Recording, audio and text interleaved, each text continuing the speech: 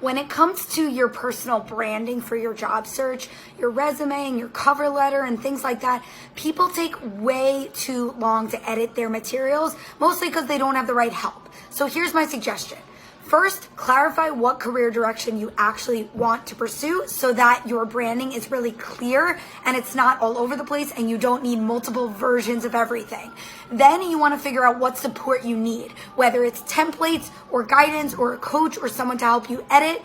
Then once you have that guidance and resources, try to just get a first draft out there. The longer you spend just editing it for weeks on end, it's really not going to help you get it over the finish line. Your materials are important to get really strong, but the best way to get them done is to get help so that you're not just swimming in your own uncertainty around when is this document good, when is it done. It's never going to feel perfect or done or ready, but if you have somebody helping you, you'll know when it's time to move on.